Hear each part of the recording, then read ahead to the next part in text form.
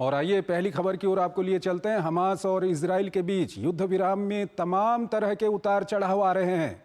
एक ओर जहां हमास ने इजराइल पर समझौते की शर्तों को गंभीरता से न लेने के कारण बंधकों की रिहाई रोक दी है, तो वहीं अमेरिका के राष्ट्रपति डोनाल्ड ट्रंप ने हमास को खुली धमकी दे डाली और हमास को समय सीमा भी दे दी।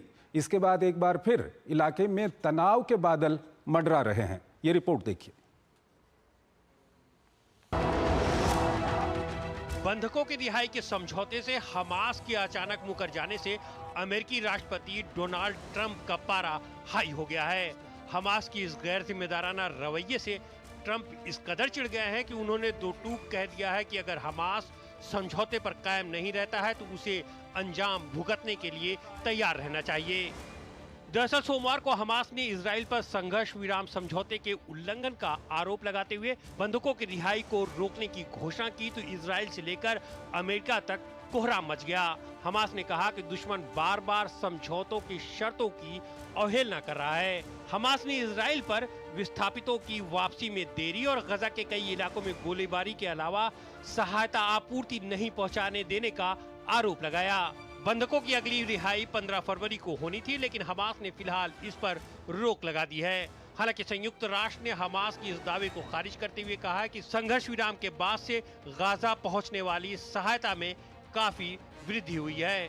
यूएन की शरणार्थी एजेंसी ने कहा है कि संघर्ष विराम के बाद से भोजन, टेंट, चिकित्सा समेत दूसरी मानवीय सहायता से जुड़ी आपूर्ति में भारी इजाफा हुआ है। वहीं संयुक्त राष्ट्र प्रमुख ने दोनों पक्षों से समझौते की शर्तों पर कायम रहने की अपील की है।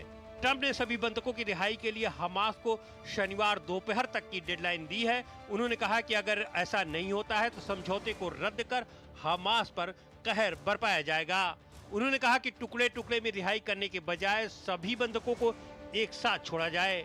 जब ट्रंप से कहर बरपाने से जुड़े उनके बयान के बारे में पूछा गया तो उन्होंने कहा कि ये दुनिया को पता चल जाएगा कि क्या किया जाएगा।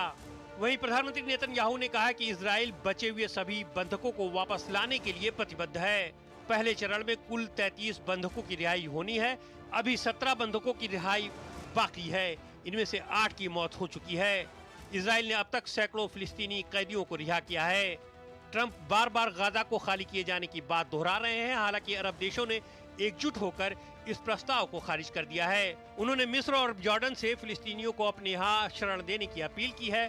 ट्रंप ने प्रस्ताव को खारिज किए जाने पर दोनों देशों की सहायता रोक देने की धमकी दी है। फिलिस्तीन के साथ साथ दूसरे अरब देशों में भी खलबली मची हुई है और यह आशंका जताई जा रही है कि जंग की इस आग का दायरा किसी भी वक्त और फैल सकता है।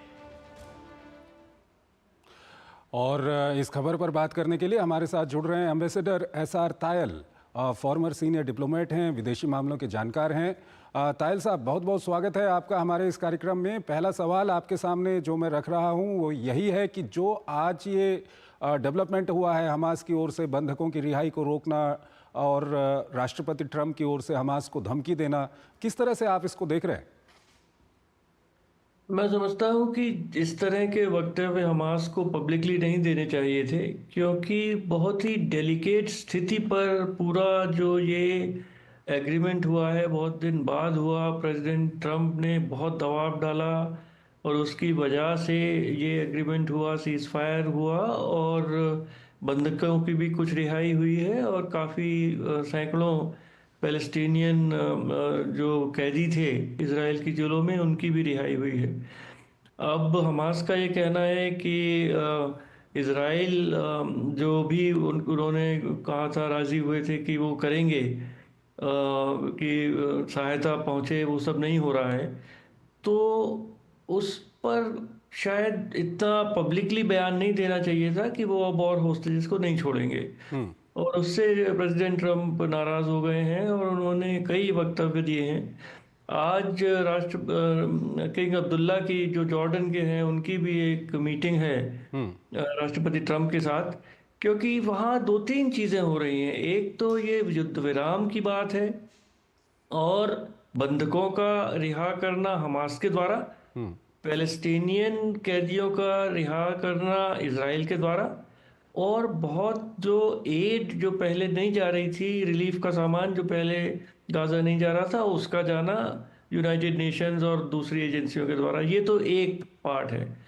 दूसरा जो पूरा जिसने पूरे इस रीजन को झकझोर दिया है वो राष्ट्रपति ट्रम्प के जो बयान आए हैं कि पैलेस्टीनियंस जो गाजा स्ट्रिप में हैं वो रिलोकेट हों, वहाँ छोड़ दें और किसी ना किसी तरह अमेरिका उसको दोबारा डेवलप करेगा, का विरोध सब अरब देशों ने किया है, दुनिया में और देशों ने भी उसका विरोध किया है। पर लगता है कि राष्ट्रपति ट्रम्प उस पर काफ़ी गंभीर हैं, क्योंकि उनका वक्तव्य ये आया है कि जो 2 बिलियन इस समय गाजा के लोग हैं कि सर वो उनके वक्तव्य को अगर हम देखें तो जो जॉर्डन के लीडरशिप के साथ उनकी बैठक होनी है, ये कितनी महत्वपूर्ण हो सकती है उनके इस जो प्लान है उसको लेकर के?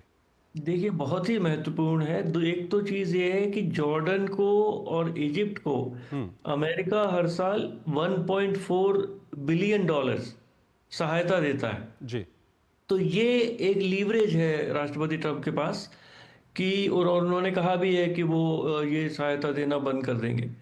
तो आज जो किंग अब्दुल्ला के साथ जो मीटिंग है जॉर्डन के किंग, आज ही है ये, अभी वो पहुंचने ही वाले हैं इसी समय बिल्कुल, जैसे हम बिल्कुल। जी, लोग बात जी, कर जी। रहे हैं वहीं ये होगा। वो मेरे ख्याल से बहुत ही महत्वपूर्ण है, क्योंकि उसमें कितना दबाव राष्ट्रपति ट्रम्प किंग अब्दुल्ला पर डालते हैं। और देखिए जॉर्डन में पहले ही 2 मिलियन पैलेस्टाइनियन रिफ्यूजीज हैं वहां पर। जी। जॉर्डेनियंस की अपनी जनसंख्या उनसे कम है, तो अगर वो और पैलेस्टीनियन रिफ्यूजी ले लेते हैं तो जॉर्डन का तो बहुत ही एक पूरा रूप ही बदल सकता है। तो अब ये कहाँ तक राष्ट्रपति ट्रम्प दबाव डालेंगे जॉर्डन और इजिप्ट पर, कैसे वो रिएक्ट करेंगे, कैसे और अरब देश इसको देखते हैं, क्योंकि अगर $1 बिलियन अमेरिका दे रहा है तो $1 बिलियन ठीक है, सऊदी अरेबिया भी ठीक दे है। सकता है। सर फिर मैं उसी सवाल पर आ रहा हूं कि अगर हमास बंधकों की रिहाई को जिस तरह से हमास ने रोका है और हमास जो प्रेसिडेंट ट्रम्प की ओर से डेडलाइन दी गई है उसको नहीं मानता है, तो क्या कुछ हो सकता है? ये जो पूरी सीज फायर है वो कहीं ना कहीं इसके लिए खतरा पैदा हो सकता है क्या? बिल्कुल सीज फायर के लिए खतरा पैदा हो सकता है, और फिर पूर्व स्थिति में पूरा ये जो कॉन्फ्लिक्ट है या युद्ध है वो जा सकता है। तो मैं फिर ये कहूँगा कि हमास को पब्लिक स्टेटमेंट नहीं देने चाहिए। देखिए बिचौलिए बीच में हैं, कतार बीच में है, इजिप्ट बीच में है, उनके द्वारा बातचीत करें और पब्लिकली स्टेटमेंट ना दें। अब सब लोग समझ चुके हैं कि राष्ट्रपति ट्रम्प को अच्छा नहीं लगता कोई उनकी बात काटे या कोई उनको उन्होंने कुछ कहा है तो उसको गलत साबित करने का कोशिश करे।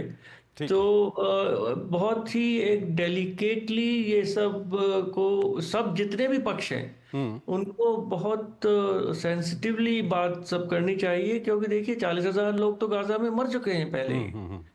अब 2 मिलियन 20 लाख में तो अगर युद्ध फिर शुरू हो गया तो ये तो बिल्कुल नरक वाली स्थिति, जैसा कि कहा है राष्ट्रपति ट्रम्प में, ठीक है सर, नरक तो ऐसे में ये पहले ही था। काफी महत्वपूर्ण हो जाएगा कि अब आने वाले समय में अगले 1-2 दिन में क्या कुछ होता है, ये काफी महत्वपूर्ण हो जाएगा, क्योंकि थोड़ा सा भी अगर डगमगाई वहां पर नैया तो ये जो सीज फायर है ये कहीं ना कहीं खतरे में पड़ सकती है।